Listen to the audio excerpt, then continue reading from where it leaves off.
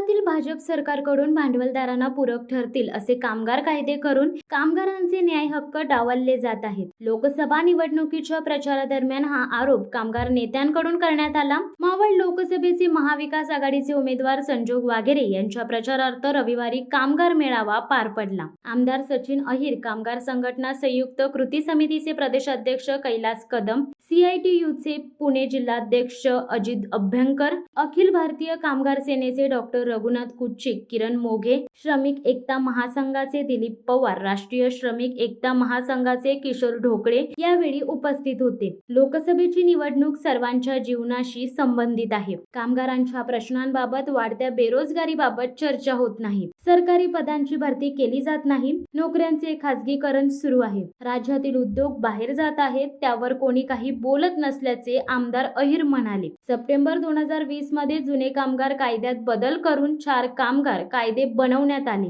नव्या कायद्यातील तरतुदीनुसार कामाच्या तासांमध्ये वाढ करण्याचा अधिकार कंपनीकडे आहे। कंपनी कामाचे तास 8 तासांवरून 12 तासापर्यंत वाढवू शकेल, पण त्यासाठी त्यांना कर्मचाऱ्यांचे कामाचे दिवस कमी करावे लागू शकतात। म्हणजे 4 दिवस काम आणि 3 दिवस सुट्टी अशी स्थिती असू शकेल। नव्या कायद्यानुसार कर्मचाऱ्यांना ठराविक मुदतीसाठी म्हणजेच गरजेनुसार 1, 2 किंवा 5 वर्षांसाठी कामावर ठेवले जाऊ शकते। ही पद्धत आगामी काळात अधिकृत मानली जाईल। ज्या कंपन्यांमध्ये 300 किंवा त्याहून कमी कामगार काम करतात, अशा कंपन्यांना कंपनी किंवा कंपनीतला एक विभाग बंद करताना केंद्र सरकारची परवानगी घेण्याची गरज नाही। नोकर कपात करतानाही तशी गरज नाही। आपल्या मागण्यांसाठी संप आणि बंद पुकारण्याचा हक्क कर्मचाऱ्यांना आहे। नव्या कायद्यानुसार कोणताही कर्मचारी अथवा कर्मचारी संघटना कंपनीला नोटीस न देता संपावर जाऊ शकणार नाही। कामगारांना आपल्या मागण्यांसाठी बंद पुकारायचा असेल तर कंपनी मालकांना 60 दिवसांची नोटीस द्यावी लागेल। आधी ही मुदत 30 ते 45 दिवसांची होती।